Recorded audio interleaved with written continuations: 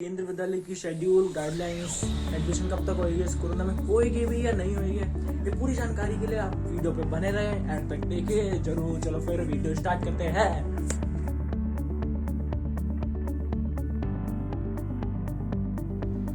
Hello दोस्तों, तो सबसे पहले आपको सर्च करना होगा केंद्रीय विद्यालय में। अगर एडमिशन करना है तो सबसे पहले आपको केंद्रीय विद्यालय की वेबसाइट पर जाना होगा। तो केंद्रीय विद्यालय की वेबसाइट है केंद्रीय विद्यालय संगठन, आपको ये पूरा लिख देना है। उसके बाद आपको एंटर दबा देना है। आगे आपको केंद्रीय विद्यालय की वेबसाइट खुल जाएगी। आप यहाँ नीचे देखो तो यहाँ पर आ रहा है एडमिशन गाइडलाइंस, तो यहीं पर जाना है आपको, क्योंकि आपको एडमिशन करना है। एडमिशन में गए, फिर उसके नीचे आ जाएगा details, download, serial number, title. देखो टाइटल है केवीएस एडमिशन शेड्यूल। शेड्यूल मतलब उसका दिन क्या बैठेगा, कैसे कितने दिन में हमें एडमिशन करना होगा। देखो प्रवेश के लिए समय सारणी, ठीक है। अब आते नीचे हमें 9th और 11th के एडमिशन का देखना है। तो देखो 9th का क्या है, 10th तक के जितने बच्चे हैं उन सबकी लास्ट डेट है 31/5/2021 मंडे, ये डेट तय की गई है। और जो 11th स्टूडेंट है उनका क्या है कि जब तुम्हारे 10वीं के बोर्ड का रिजल्ट निकलेगा, जो तुम्हारे जितने नंबर आए हैं उसके हिसाब से तुम्हारा एडमिशन होगा। वो 10 दिन के अंदर अंदर होगा एडमिशन, डिक्लेयर हो जाएगा कि भाई। लेकिन ये 10 दिन वाले किनका है, जो केवी के बच्चे सिर्फ उनके लिए, और जो नॉन केवी बच्चे हैं जो केवी की नहीं है उनका 20 दिन में होगा। और जो लास्ट डेट है 10वीं के बाद वो है 30 डेज, मतलब हमारे बोर्ड के रिजल्ट निकलने के 1 महीने के अंदर अंदर एडमिशन हो जाता है। स्टार्टिंग के 10 दिन में केवी के बच्चों का और स्टार्टिंग के 20 दिन में नॉन केवी बच्चों का, ठीक है। ये तो हो गया हमारा शेड्यूल, ठीक है। अब हम देखेंगे इसकी गाइडलाइंस, इसके हम गाइडलाइंस देखेंगे कि भाई कैसे प्रोसेस है, क्या हमारा लेना चाहिए क्या नहीं, ठीक है। तो हम आते हैं सीधा 11th के एडमिशन का, ठीक है। 11th के एडमिशन से पहले मैं आपको कुछ बातें बता देता हूँ जो आपको आगे देखने को मिलेगी।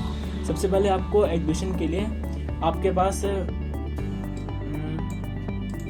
एडमिशन के लिए सबसे पहले किनको पहले छूट दी जाती है एडमिशन के लिए। सबसे पहले देखो जो स्कूल होता है ना, वो सबसे पहले अपनी ब्रांच के स्कूल को लेता है। अगर केवी स्कूल एडमिशन दे रहा है तो सबसे पहले अपनी ब्रांच को लेगा। सबसे पहले जो नियर बाय केवी होगा उसको देगा। फिर उसके बाद गवर्नमेंट ऑफिसर्स जैसे कि नेवी हो गया, फोर्स हो गया, आर्मी हो गई, के बच्चों को छूट दी जाती है सबसे पहले। फिर उसके बाद इन सबको पहला एडमिशन दिया जाता है। उसके बाद जैसे कि कोई सिंगल गर्ल चाइल्ड हो गई, उनको एडमिशन दे दिया, इन सबको पहले दिया जाता है। ऐसा हो जाता है इनका डिवीजन। फिर आगे चल के हम आता है, अगर सीट बची तो हमें मिलती है सीट, कि अब लास्ट सीट बचे तो अब नॉर्मल पीपल्स, ठीक है। ऐसा नहीं कि केवी में एडमिशन होना मुश्किल है, हो जाता है, बहुत से लोगों को होता है। अगर सीट मिली तो जरूर होता है एडमिशन, ठीक है। तो चलो हम सीधा स्टार्ट करते हैं कि कैसे होगा। जैसे कि स्ट्रीम्स होती है, अगर आपको साइंस लेनी है, कॉमर्स लेनी है, ह्यूमैनिटीज लेनी है, तो इसका क्या किस्सा है। केवी स्टूडेंट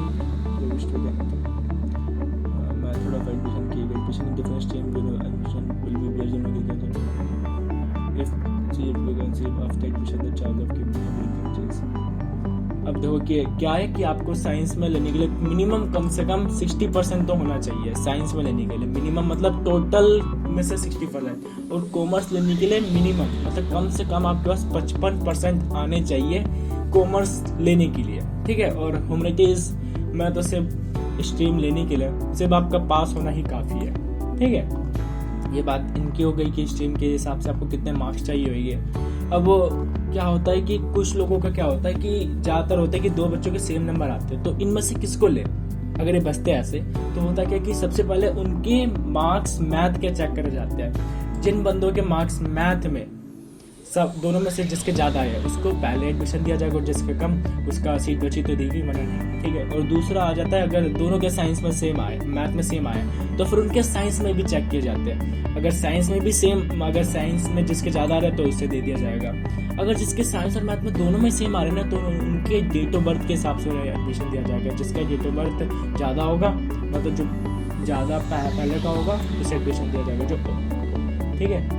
अब क्या होता है कि हमारी सीट के वो आपके मन में आ रहा होगा कि कितनी सीट्स होती होगी। टोटल 40 सीट्स होती है। वो तो प्रिंसिपल के ऊपर है कि वो कितनी बच्चों को ले सकता है एक क्लास में। अगर ज़्यादा हो रहे, अगर दूसरे केवी के पहले वो जो बंदे उनको एडमिशन नहीं मिल पाया तो उनके लिए डिवीजन हो जाता है, दूसरा सेक्शन बन जाता है, ऐसा भी होता है। लेकिन वो प्रिंसिपल के ऊपर है, वो अपने हिसाब से फिक्स करे। अब क्या होता है कि जो बंदे अगर आपके पास कोई स्पोर्ट कोटा भी होता है, स्पोर्ट कोटा भी हमारे बहुत काम आता है। 6% तक का हमें बढ़ा के देता है स्पोर्ट कोटा, हमें एडमिशन में सहायता के तौर पर। जैसे कि जो एनसीसी होता है, जिन बंदों ने ली हुई है एनसीसी, उन्हें 6% तक का मिल सकता है। अब जो बंदा नेशनल खेल के आए, स्टेट लेवल खेल के आए, उन्हें 4% तक का डिस्काउंट मिल जाता है, आगे एडमिशन में सहायता मिल जाती है एक प्रकार से देखा जाए तो।